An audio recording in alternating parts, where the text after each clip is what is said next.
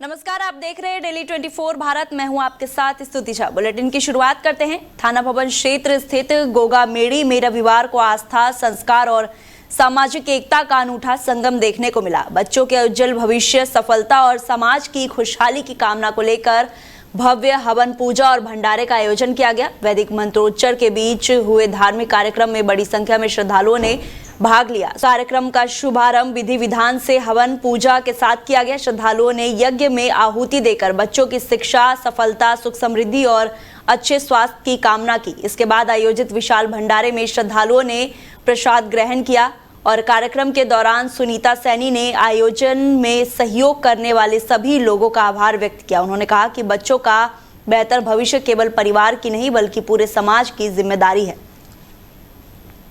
तो वहीं थाना भवन नगर पंचायत क्षेत्र में रविवार को पर्यावरण संरक्षण और हरियाली बढ़ाने के उद्देश्य से वृक्षारोपण अभियान मेगा ट्री 2026 का आयोजन किया गया।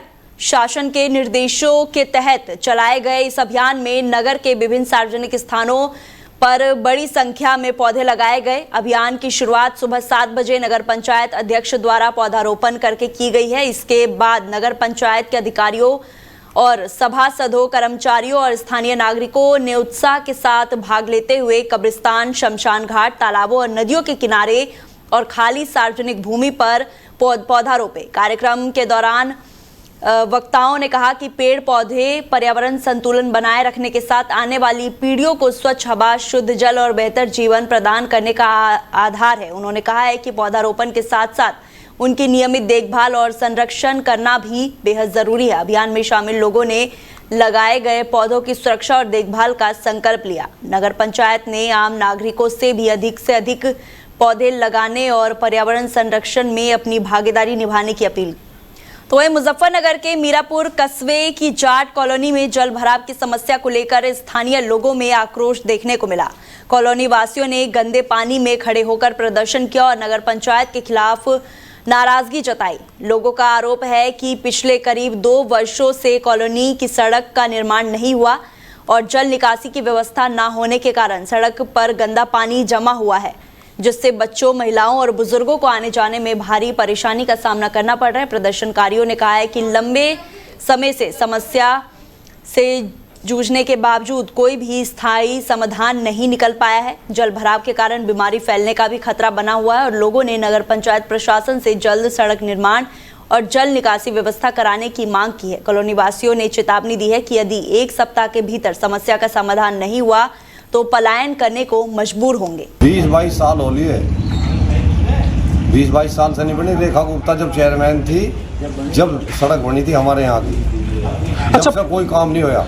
पलायन करने को भी मजबूर है, इस तरह की बातें लिखी हुई हैं, ये क्या वजह है? भाई जब सारे मकानों में पानी जब भर रहा है, रास्ते में पानी भर रहा है, तो यहाँ रहने लायक तो जगह रही नहीं। जल भराव के कारण स्थिति इतनी खराब है मीरापुर जाटों के मोहल्ले की कि जो घरों में समरसेबिल लगे हैं उनमें से भी गंदे पानी की सप्लाई आ रही है। पीने का पानी नहीं मिल रहा है और ना ही कोई पानी की अच्छी सप्लाई है। भाई यहाँ बड़ी बुरी स्थिति है, बच्चे स्कूल नहीं जा पा रहे और बीमारी का भी बहुत खतरा है। आने जाने में बड़ा दिक्कत हो रही है, तो क्या करा जाए? फिर पलायन करने को मजबूर है। घरों में पानी भर के कोई सब्जी वाला नहीं आ रहा, दूध बेचने का काम है हमारे। तो वहीं मुजफ्फरनगर में युवक युवती के साथ भीड़ द्वारा मारपीट का वीडियो सोशल मीडिया पर तेजी से वायरल हो रहा है। मामला सिविल लाइन थाना क्षेत्र स्थित जिला परिषद मार्केट का बताया जा रहा है, जहां एक युवक और युवती को कुछ लोगों ने घेर लिया। वायरल वीडियो में युवक के साथ मारपीट होती दिखाई दे रही है, जबकि युवती उसे बचाने का प्रयास करती नजर आ रही है। सूचना मिलने पर पुलिस मौके पर पहुंची और दोनों को भीड़ के बीच से निकालकर थाने ले गई। पुलिस ने युवक का मेडिकल कराया और मामले की जांच शुरू कर दी है। बताया जा रहा है कि युवक और युवती एक जलपान की दुकान पर बैठे थे। इसी दौरान कुछ लोगों ने दोनों की पहचान को लेकर सवाल उठाए। आरोप है कि युवक ने अपना नाम आशु शर्मा बताया है, लेकिन बाद में उसकी पहचान को लेकर विवाद शुरू हो गया। इसके बाद मौके पर भीड़ जमा हो गई और युवक के साथ मारपीट की गई। घटना को लेकर अलग अलग दावे सामने आ रहे और पुलिस सभी पहलुओं की जांच कर रही है। एसपी सिटी अमृत जैन ने बताया है कि सूचना मिलने पर पुलिस टीम मौके पर पहुंची, युवक को थाने में लाकर इलाज कराया। तहरीर और साक्ष्यों के आधार पर मामले में नियमानुसार कार्रवाई की जाएगी। वहीं एक युवक प्रशांत, जिसे कुछ लोग बजरंग दल कार्यकर्ता बता रहे हैं, आरोप बताया गया है कि वो अपनी पहचान को लेकर गलत जानकारी दी थी, जिसके बाद मारपीट की घटना सामने आई है। क्या घटनाक्रम हुआ प्रशांत? नहीं, झगड़ाक्रम नहीं हुआ। एक्चुअली जो आपके यहाँ पे है मेडिकल मार्केट है ना, जिला परिषद के बराबर में छोले भटूरे वाले हैं, सरदार जी वाले, उनके वहाँ साइड में बैठे थे। कोई लड़का था, ये लड़की के साथ अभद्र व्यवहार कर रहा था, हाथ फेरना, सब चीजें करना। मैं बता नहीं सकता अभी आपको, कैमरे बताना ठीक नहीं है। तो मैंने जो लड़के को देखा, लड़की की बॉडी वोडी, मैंने सोचा भाई इससे कैसे बात करी जाए। मैंने बोला, मैं कहा भैया आपकी बॉडी तो अच्छा, क्या नाम है आपका? इन्हें बताया सचिन आशु शर्मा। इत्तेफाक से मैं भी शर्मा जी हूँ। मैंने बोला भाई शर्मा जी कौन सा गोत्र है आपका? लड़का वहाँ फंस गया जी, लड़के ने कुछ नहीं बताया। फिर लड़का बोला भैया मैं तो मुसलमान हूँ, थाने बोल रहा। मैं क्या फिर आपने झूठ क्यों बोल रहा भाई, और आप इस लड़के बदतमीजी क्यों कर रहे हो यार? आपकी 112 के माध्यम से एक सूचना संज्ञान में आई थी, जिसमें हमारी टीम द्वारा तुरंत मौके पर पहुंचकर जो हमारा जो युवक है, जो पीड़ित युवक है, उसको थाने पर लाया गया। उसको मजलूम की चिट्ठी देके उसका अभी इलाज करवाया जा रहा है, और उस पर जो भी तहरीर प्राप्त होगी, उस पर तहरीर के आधार पर, साक्ष्य के आधार पर उसमें जो है कार्रवाई, विधिक कार्रवाई अमल में लाई जाएगी। लड़की के साथ भी बहुत बुरी तरह से मारपीट की। जैसा मैंने बताया कि मेडिकल दोनों ही लोगों को करवाया जाएगा, जो भी साक्ष्य सामने आएंगे, तहरीर सामने आएंगे, उसके आधार पर विधिक कार्रवाई।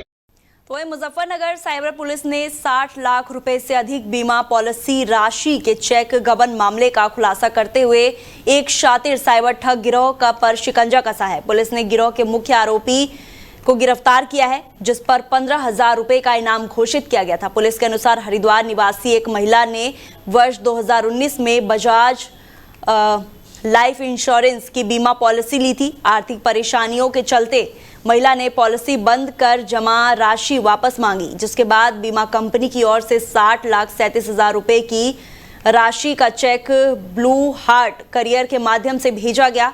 आरोप है कि शातिर गिरोह ने रास्ते में ही चेक को धोखाधड़ी से गायब कर दिया और उसे मुजफ्फरनगर के चारथल क्षेत्र की एक महिला के बैंक खाते में जमा करा दिया, जिसके बाद पूरी रकम को अलग अलग बैंक खाते के माध्यम से ट्रांसफर कर निकाल लिया गया। इस मामले में साइबर पुलिस पहले से ही 6 आरोपियों को गिरफ्तार कर जेल भेज चुकी है। पुलिस जांच में एक बैंक कर्मचारी की संलिप्तता भी सामने आई है, जिससे गिरफ्तार कर कार्रवाई की जा चुकी है। मुजफ्फरनगर साइबर पुलिस ने मुख्य आरोपी की गिरफ्तारी के साथ मामले में आगे की जांच तेज कर दी है। पुलिस अन्य संभावित आरोपियों, गिरोह से जुड़े अन्य लोगों की जानकारी जुटा रही है। विदित है, जनपद मुजफ्फरनगर में क्राइम नंबर 23/26 अंकित किया गया था, जिसमें बजाज आलियांज इंश्योरेंस की एक प्रीमच्योर चेक, जिसका इनकैशमेंट लगभग 60 लाख रुपए का था, उसमें एक नकली सुमनलता को बनाकर संगठित गिरोह तैयार कर उस चेक को गलत तरीके से इनकैश कराया गया और जो रियल उसका डिपेंडेंट था उसके साथ धोखाधड़ी की गई। इसमें ब्लू डार्ट कुरियर एजेंसी का एक कर्मचारी भी, जो इस समय उनका कर्मचारी नहीं है पर उस समय था, वह भी इन्वॉल्व था। और इस अपराध में साइबर टीम द्वारा हमारी प्रभारी निरीक्षक करमवीर के नेतृत्व में मौलाना उर्फ एहतेशाम की गिरफ्तारी की गई है। एहतेशाम जो है वो व्यक्ति हैं जिन्होंने इस चेक को प्राप्त किया और उस चेक के बाद उसका नकली खाता क्रिएट करना और सारे लोगों को एक साथ जोड़कर इस खाते को गलत तरीके से एनकैश करने में महत्वपूर्ण भूमिका निभाई है। इस अपराध में पूर्व में भी 6 गिरफ्तारियां की जा चुकी हैं, जिसमें नकली सुमनलता के पति Praveen, doctor Dilshad, bank employee Rambhool और अनिल, जितेश और सचिन की गिरफ्तारी की जा चुकी है और आज मौलाना और एहतेशाम की गिरफ्तारी हुई है। यह जनपद मुजफ्फरनगर से 15,000 का इनामिया भी था। इसी प्रकार जनपद मुजफ्फरनगर पुलिस कटिबद्ध है हर अपराध की रोकथाम के लिए, उसके वर्कआउट के लिए। तो वहीं गाजियाबाद कमिश्नरेट पुलिस ने नशे के कारोबारियों के खिलाफ चलाए जा रहे ऑपरेशन प्रहार के तहत बड़ी कार्रवाई की है। थाना क्रॉसिंग रिपब्लिक पुलिस टीम ने अवैध गांजा तस्करी करने वाले 4 अभियुक्तों को गिरफ्तार किया है। पुलिस इनके कब्जे से 21 किलो 20 ग्राम अवैध गांजा बरामद किया है। पुलिस के अनुसार पुलिस आयुक्त के निर्देश में जनपद को नशा मुक्त बनाने के उद्देश्य से विशेष अभियान चलाया जा रहा है। इसी अभियान के तहत क्रॉसिंग रिपब्लिक थाना पुलिस को सूचना मिली थी कि कुछ लोग अवैध रूप से गांजा की तस्करी कर रहे। सूचना के आधार पर पुलिस टीम ने तत्काल कार्रवाई करते हुए इलाके में घेराबंदी की और चारों आरोपियों को गिरफ्तार कर लिया। तलाशी के दौरान उनके पास से भारी मात्रा में गांजा बरामद हुआ। पुलिस ने तस्करी में इस्तेमाल वाहन और नकदी भी जब्त कर लिए। एसीपी प्रिया श्रीपाल ने बताया है कि पकड़े गए आरोपियों के खिलाफ एनडीपीएस एक्ट के तहत मुकदमा दर्ज कर कानूनी कार्रवाई की जा रही है। पुलिस अब इस गिरोह के नेटवर्क और इनमें शामिल अन्य लोगों की जानकारी जुटा रही है।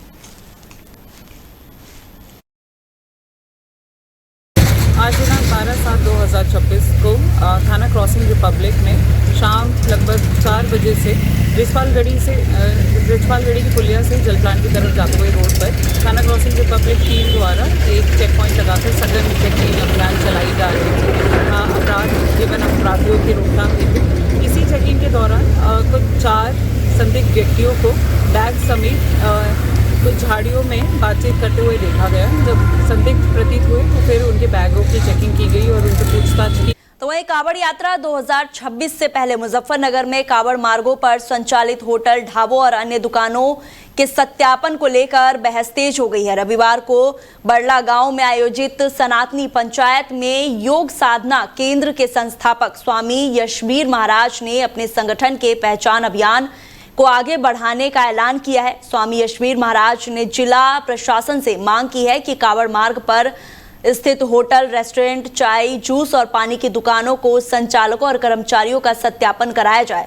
उन्होंने ये भी मांग रखी है कि प्रतिष्ठानों से बाहर संचालकों की पहचान से जुड़ी जानकारी प्रदर्शित की जाए। पंचायत को संबोधित करते हुए स्वामी यशवीर महाराज ने आरोप लगाया है कि कुछ लोग अपनी वास्तविक पहचान छिपाकर व्यवसाय कर रहे हैं। उन्होंने कहा है कि उनका संगठन पिछले 3 वर्षों से हरिद्वार, मुजफ्फरनगर, मेरठ और गाजियाबाद सहित कई कांवड़ मार्गों पर पहचान अभियान चला रहा है। उन्होंने कांवड़ यात्रियों से अपील की है कि वो खरीदारी करते समय सावधानी बरतें और संबंधी विक्रेता की पहचान सुनिश्चित करें। साथ ही उन्होंने युवाओं से अभियान में सहयोग करने का भी आह्वान किया। कोड का प्रयोग नहीं करेगा और मोटे अक्षरों में अपना नाम लिखेगा। हमें किसी के होटल, ढाबे से कोई परेशानी नहीं, लेकिन परेशानी इस बात की है दूसरे मजहब के लोग जिनका सनातन धर्म से कोई लेना देना नहीं, सनातन धर्म के देवी देवताओं से कोई लेना देना नहीं, हमारे मंदिरों के उनसे कोई संबंध नहीं, और इतना सब कुछ होने के बाद सनातन धर्म के लोगों को धोखा देने के लिए और अपनी रोजी रोटी भी चलाने के लिए हमारे देवी देवताओं के बोर्ड का प्रयोग करते हैं। लेकिन वहाँ और पहचान भी आश्चर्य देखिए, जहाँ वो इस तरह का बोर्ड लगा करके करते हैं, पहचान भी छिपा करके रखते हैं, लेकिन वे ही जब अपने मजहब के क्षेत्र में, अपने मजहब की कॉलोनी में खाद्य पदार्थ की कोई भी दुकानें चलाते हैं, वहाँ अपनी पहचान नहीं छिपाते। तो वहीं बुलंदशहर में मामूली बात को लेकर 2 युवकों के बीच हुई मारपीट का वीडियो सोशल मीडिया पर तेजी से वायरल हो गया है। मामला शिकारपुर तहसील क्षेत्र के सलेमपुर थाना क्षेत्र की चिट्टा गांव का बताया जा रहा है। जानकारी के अनुसार किसी बात को लेकर 2 युवक आपस में भिड़ गए। विवाद बढ़ने के बाद दोनों के बीच जमकर मारपीट हुई। इस दौरान एक युवक के सिर पर चोट लगने की बात सामने आई है। घटना के दौरान मौजूद किसी भी व्यक्ति ने मारपीट का वीडियो बनाकर सोशल मीडिया पर वायरल कर दिया। वीडियो सामने आने के बाद पुलिस ने मामले का संज्ञान लिया और सलेमपुर थाना पुलिस वायरल वीडियो के आधार पर घटना की जांच में जुट गई है। पुलिस अधिकारियों का कहना है कि जांच के बाद अवश्य कानूनी कार्रवाई की जाएगी। फिलहाल पुलिस दोनों पक्षों के बारे में जानकारी जुटा रही है। पूरे मामले की पड़ताल की जा रही है फिलहाल। तो वहीं बुलंदशहर में छिनेती की घटना में फरार चल रहे एक बदमाश के साथ थाना सिकंदराबाद पुलिस की मुठभेड़ हो गई है। पुलिस की जवाबी कार्रवाई में बदमाश जाकिर गोली लगने से घायल हो गया, जिसे पुलिस ने घायल अवस्था में गिरफ्तार कर लिया है। पुलिस के अनुसार मुठभेड़ थाना सिकंदराबाद क्षेत्र गुलावटी अंडरपास के चेकिंग के दौरान हुई है। इस दौरान बदमाश का एक साथी अंधेरे का फायदा उठाकर मौके से फरार हो गया, जिसकी तलाश में पुलिस टीम जुटी हुई है। गिरफ्तार आरोपी जाकिर के कब्जे से अवैध तमंचा, कारतूस, बाइक और मोबाइल फोन 5,000 रुपये बरामद हुई है। पुलिस का कहना है कि गिरफ्तार बदमाश ने बीती 15 जून को सिकंदराबाद क्षेत्र में एक युवक से 10,000 रुपये नगद और मोबाइल छीनने की घटना को अंजाम दिया था। इस मामले में वो फरार चल रहा था। पुलिस फरार आरोपी की तलाश के साथ गिरफ्तार बदमाश के आपराधिक इतिहास की भी जानकारी जुटा रही है। मामले में आगे की कानूनी कार्रवाई भी की जा रही है। तो वहीं बुलंदशहर खुर्जा देहात थाना क्षेत्र में हाथ पांव बांधा रक्त रंजित शव मिलने से सनसनी फैल गई है। गांव के जंगल में एक युवक गवा के जंगल में एक युवक का शव बरामद हुआ है, जिसके हाथ पांव बंधे हुए थे और शरीर पर चोट के निशान मिले हैं। पुलिस के अनुसार युवक की गला रेत कर हत्या की जाने की आशंका जताई जा रही है। मृतक की पहचान खुर्जा देहात क्षेत्र के भटवारा गांव निवासी जान मोहम्मद के रूप में हुई है। परिजनों के अनुसार जान मोहम्मद बीते दिन सुबह ऑटो लेकर घर से निकला था। घटना स्थल से करीब 300 मीटर की दूरी पर उसका ऑटो बरामद किया गया। शव मिलने की सूचना पर एसएसपी और एसपी देहात, सीओ खुर्जा समेत कई थाने की पुलिस मौके पर पहुंची। फॉरेंसिक टीम को भी बुलाया गया, जिससे घटना स्थल के साक्ष्य जुटाए गए। पुलिस ने शव को कब्जे में लेकर पोस्टमार्टम के लिए भेज दिया है। मामले की गंभीरता को देखते हुए एसएसपी ने जल्द खुलासे के लिए 6 पुलिस टीम का गठन किया है। फिलहाल पुलिस हत्या के कारणों और आरोपी की पहचान के जांच कर रही है। तो वहीं नोएडा के सेक्टर 37 कट स्थित जीआईपी नाला पुल के पास हाई टेंशन लाइन में अचानक आग लगने से अफरा तफरी मच गई। घटना की सूचना मिलते ही फायर ब्रिगेड और पुलिस टीम तत्काल मौके पर पहुंची। फायर विभाग और पुलिस की संयुक्त कार्रवाई के बाद आग पर पूरी तरह से काबू पा लिया गया। राहत की बात यह रही कि इस घटना में किसी भी प्रकार की जनहानि नहीं हुई और न ही संपत्ति को कोई नुकसान पहुंचा। आग लगने के दौरान मौके पर सुरक्षा व्यवस्था को देखते हुए पुलिस टीम तैनात रही है और अधिकारियों के अनुसार यातायात व्यवस्था सामान्य रूप से संचालित होती रही। क्षेत्र में कानून व्यवस्था पूरी तरह सामान्य बनी हुई है। फिलहाल घटना के कारणों की जानकारी जुटाई जा रही है। पुलिस और संबंधी विभाग स्थिति पर नजर बनाए हुए हैं। तो वहीं मुजफ्फरनगर में ऑल इंडिया मोमीन अंसारी समाज की ओर से एक निजी बैंकेट हॉल में कौमी एकता सम्मेलन का आयोजन किया गया। कार्यक्रम में पूर्व कैबिनेट मंत्री मोहसिन रजा और पूर्व air wing commander AH Ansari मुख्य अतिथि के रूप में शामिल हुए। सम्मेलन में दूर दराज से आए समाज के लोगों ने हिस्सा लिया। कार्यक्रम में सामाजिक कुरीतियों को खत्म करने, शिक्षा को बढ़ावा देने और समाज में एकता और भाईचारे को मजबूत करने पर भी चर्चा की गई। वक्ताओं ने समाज के लिए मिलकर काम करने का संकल्प लिया। सम्मेलन के बाद मीडिया से बातचीत करते हुए मोहसिन रजा ने वक्फ बोर्ड और गैर मुस्लिम समुदाय की नियुक्ति का समर्थन किया। उन्होंने कहा है कि इसका विरोध नहीं होना चाहिए, क्योंकि गैर मुस्लिम सदस्य धार्मिक मामलों में हस्तक्षेप के लिए नहीं बल्कि प्रशासनिक सहयोग के उद्देश्य से शामिल किए जा रहे हैं। उन्होंने वक्फ संपत्ति के ऑडिट और अवैध कब्जे की जांच की मांग भी दोहराई है।